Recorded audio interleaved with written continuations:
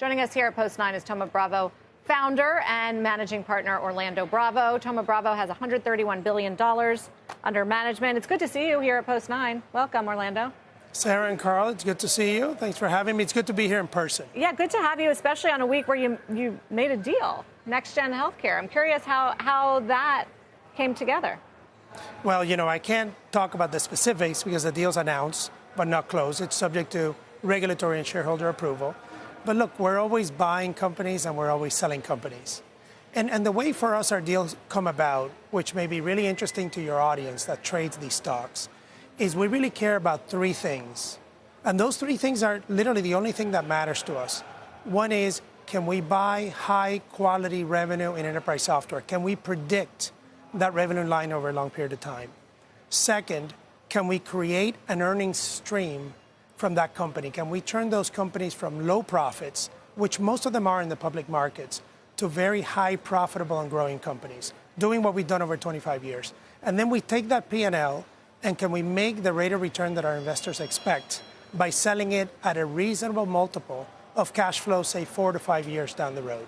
And there's so many deals in enterprise software in any market, whether the index is high or low, that really fit us well. Well, on the first point, I can see the visibility. For instance, this is an electronic healthcare records company, and most of their revenue is recurring. Is this a space, you've done other deals in this space, healthcare in particular, healthcare tech, a space you're more interested in lately? We have done many deals in healthcare software. It's a great space for exactly what you said. It's very stable, and the buying environments within healthcare are very stable. They depend on technology. They're at the beginning of digital transformation. They've been at the beginning of digital transformation for a long time, but it's just an excellent space for long-term buyout fundamental investing. Because we saw the big competitor Cerner get taken out by Oracle. I'm not sure how many public companies there are left that do this sort of thing. Are there? There'll be more, not that many. You have to pick the right ones. We have some in our portfolio, for example, like Imperva, that does cybersecurity and single sign-on for hospitals. If you go to a hospital and get a checkup, you probably see the Imperva system working. So I was also a little curious about the timing of the deal, because this is a year where the Nasdaq's rallied 30%. It's not like last year when we saw this big sell-off and valuations look good in tech. So what can you tell us about the valuation in this space that made it appealing, and just overall, given the market's climb this year?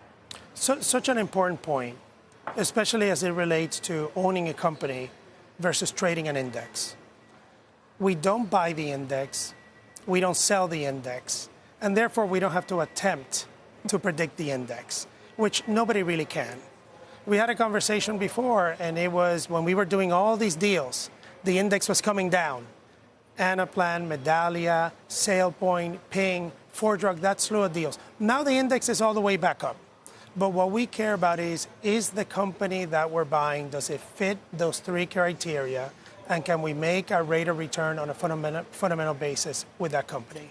So you see this as a still ripe deal-making environment? For us, it's always the right time for us to buy a great company that fits our strategy is when we can. And there are just thousands of targets in the market. There's $1 trillion market cap sitting in enterprise software, and most of these companies are still unprofitable.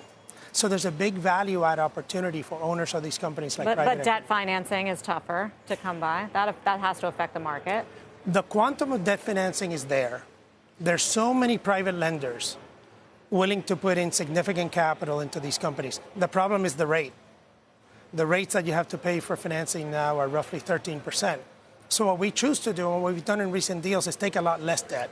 Or in some deals, we finance them all equity, because they work from an IRR standpoint without any leverage. So once you take these companies private, you say you make them more profitable. What sort of operational expertise have you developed in tech beyond just cutting costs? Oh, there's a lot to it. It is so important that you focus on leadership. If you have the right CEO partner, and you're of like mind philosophically on how a company is run and operated, that is a must. It starts there. That CEO needs to have the right direct reports in the key functional areas of the company, and they need to be on the same page. Then you set up the right processes, the right metrics, the right set of priorities. And groups like us at Thoma Bravo, we talk to our CEOs of our companies literally every day.